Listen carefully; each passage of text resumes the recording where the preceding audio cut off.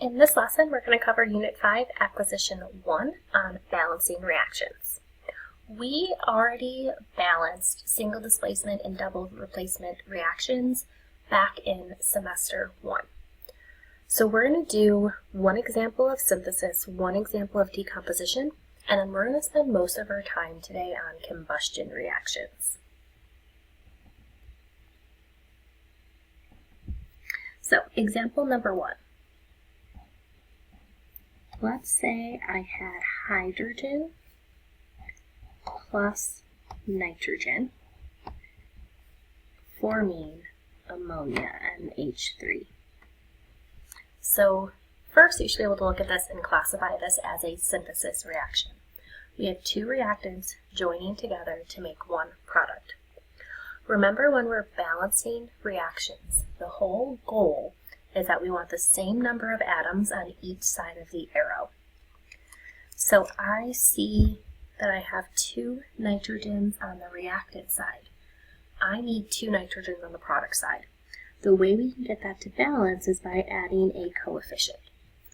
Now I have two nitrogens on the left, two nitrogens on the right. Remember that coefficients multiply in. So 2 times 3 gives me 6 hydrogens on the product side. I add a coefficient of 3. 3 times 2 gives me 6. We can either leave this spot blank or you can put a coefficient of 1.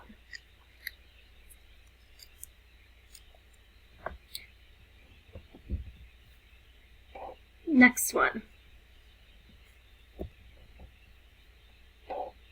Let's say I had silver oxide breaking down into silver plus oxygen, and oxygen's diatomic.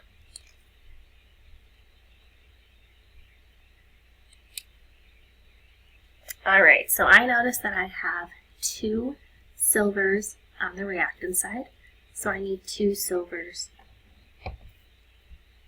on the product side. But I have two oxygens here, so I need two oxygens here. If I add a coefficient of 2, that now gives me 4 silvers. So you might have to go back and change that coefficient, and that's okay. 2 times 2 gives me 4 silvers, so now let's try a coefficient of 4. 4 silvers on the left, 4 silvers on the right. Those are balanced. This coefficient of 2 also goes to oxygen.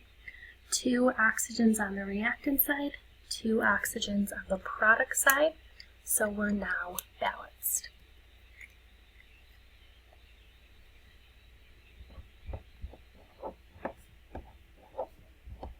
Next, we're going to get to combustion.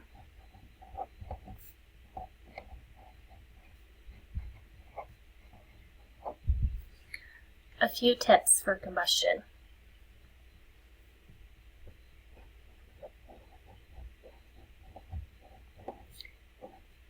Balance carbon first,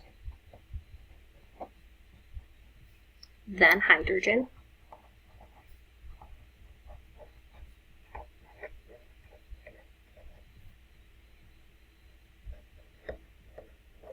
then oxygen. Always do oxygen last.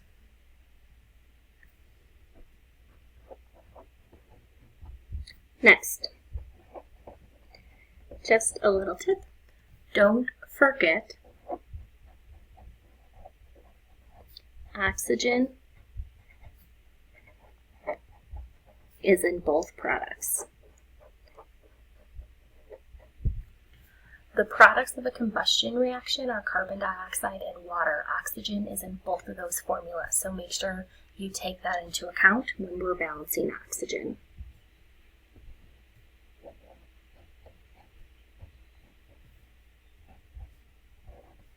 We'll start with an easy one.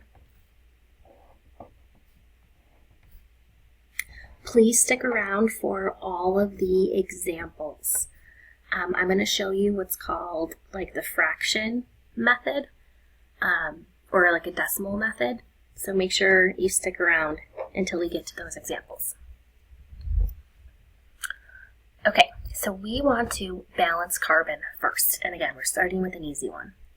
I have 1 carbon on the reactant side, 1 carbon on the product side. Those are balanced. Next, let's do hydrogen. 4 on the reactant side, but only 2 on the product. So let's add a coefficient of 2 here. 2 times 2 gives me 4. Don't forget, oxygen is in both products. So here I have 2 oxygens. Here I have 2 oxygens. So that gives me a total of 4 oxygens on the product side. So I need 4 here, I only have 2, so I can add a coefficient of 2.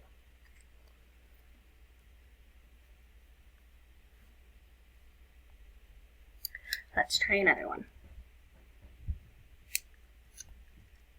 Let's say I had C8H18. And notice the only thing that changes with a combustion reaction is the combustible material. The other reactant is always oxygen. Your products are always carbon dioxide and water. Balance carbon first. 8 carbons on the left-hand side, so let's put an 8 here. That gives me 8 carbons. 18 hydrogens. So what number times 2 will give me 18? My coefficient will have to be 9. Now, let's balance oxygens, not forgetting it's in both products. 8 times 2 gives me 16. 9 times 1 gives me 9. So I have 25 oxygens.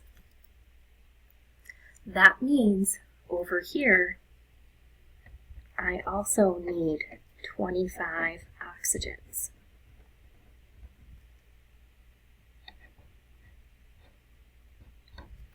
Well, what number times 2, because I have a subscript of 2, what number times 2 will get me to 25?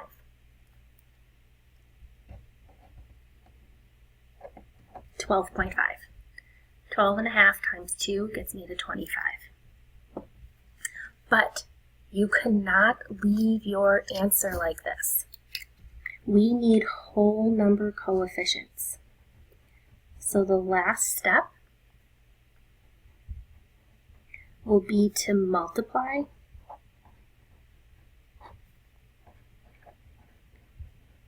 every coefficient by 2 to get rid of the decimal.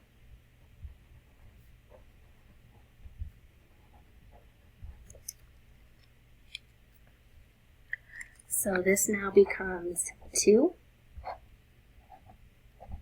25, 16,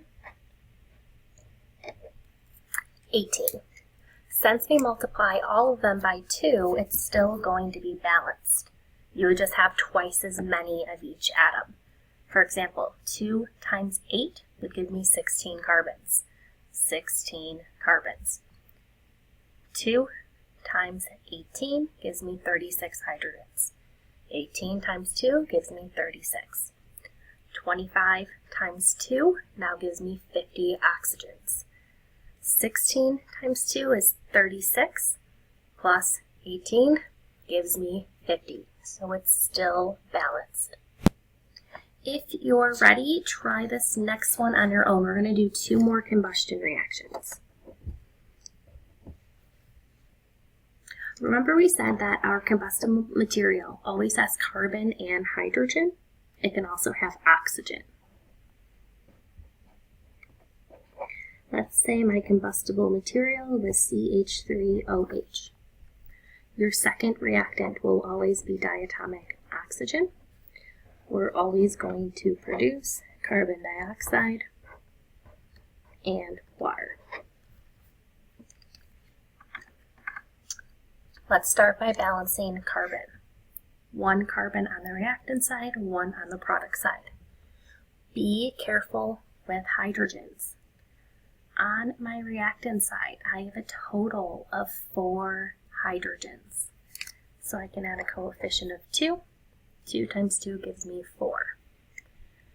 Let's count the total number of oxygens. 2 in carbon dioxide, 2 in water gives me a total of 4. Biggest mistake that I see students make is we just put a 2 here, because 2 times 2 gives me 4. There is an oxygen in our combustible material. So I have to get to a total of 4. In CH3OH, I have 1. That means I need 3 more oxygens. Well, what number times 2 is going to get me 3? So it'd have to be 1.5. 1.5 times 2 gives me 3, plus 1 gives me 4. But we cannot leave our answer with a decimal. We're going to multiply every coefficient by 2 to get rid of that decimal. So this becomes 2, 3, 2, 4. And again, you can go through and count your carbons. I have 8 hydrogens, count your oxygens, make sure that everything balances. Last one. Let's do another one that has oxygen in the combustible material. Let's do C3H7OH. Second reactant is always diatomic oxygen. Your products are always carbon dioxide and water. Again, if you're ready, pause the video, try this one on your own. Step 1, balance carbon first. 3 carbons on the left, 3 carbons on the right. Make sure we count the total number of hydrogens. I have 7 plus 1, which gives me 8. 4 times 2 gives me 8. Count the total number of oxygens. 3 times 2 gives me 6 in carbon dioxide. 4 times 1 gives me 4 in water. So I have 10 oxygens. Don't forget that oxygen is in 2 spots. In C3H7OH, I have 1 oxygen. So what's my missing number? How many oxygens do I need? Well, 1 plus 9 gets me to 10. What number times 2 is going to equal 9? Let's try 4.5. 4.5 times 2 gives me 9, plus 1 gives me 10. If you were to put this answer on a test or quiz, you would not get full credit. We have to remember that we need to multiply every coefficient. We want whole number coefficients. So 2 times 1 is 2. 4.5 times 2 is 9. 3 times 2 is 6. 4 times 2 is 8. So my final answer would be 2, 9, 6, 8.